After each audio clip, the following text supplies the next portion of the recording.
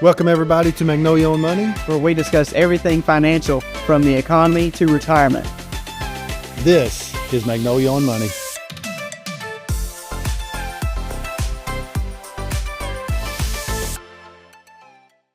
Welcome back everybody. Today's show, back to estate planning tools. And we've gone through the will. We've gone through powers of attorney. Last episode we talked about the three main types of powers of attorney.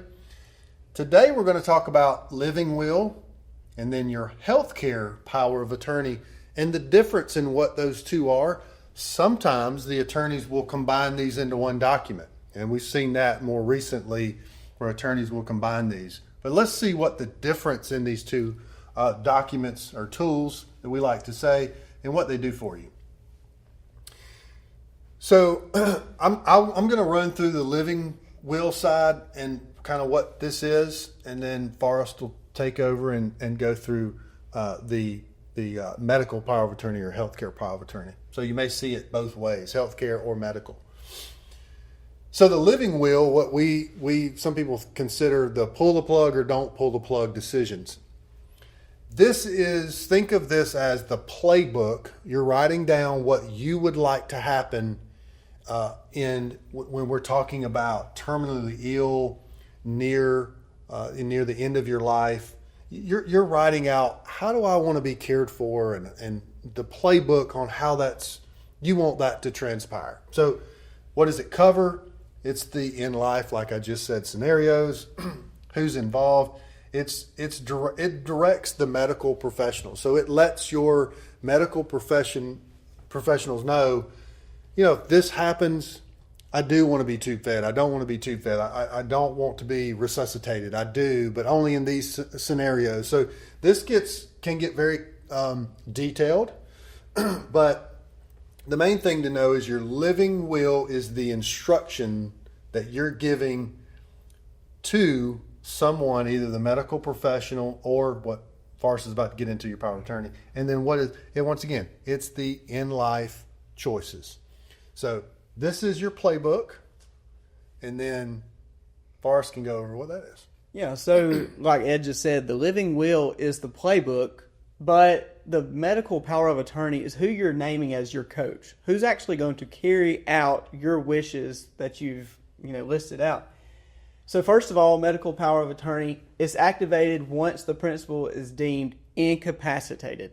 So if you're deemed incapacitated, then the person you list as your medical power of attorney, actually that goes into force and they start to make decisions.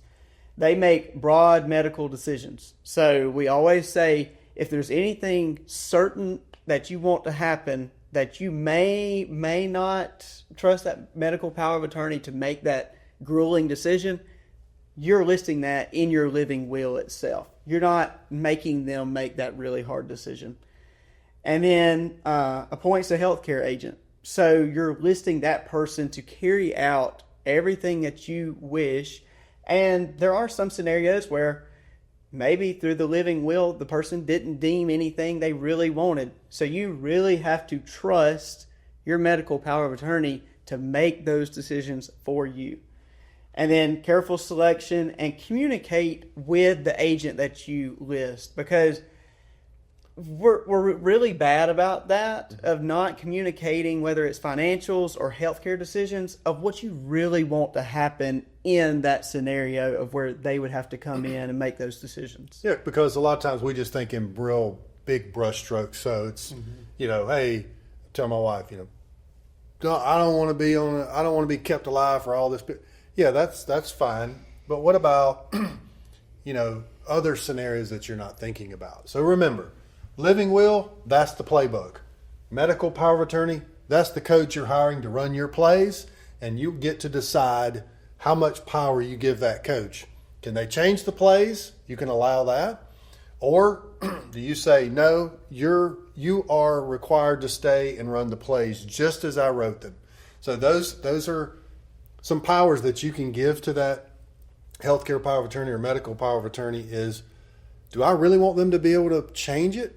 Well, there's scenarios where you first think, well, maybe not, probably not. Then you think, well, wait a minute.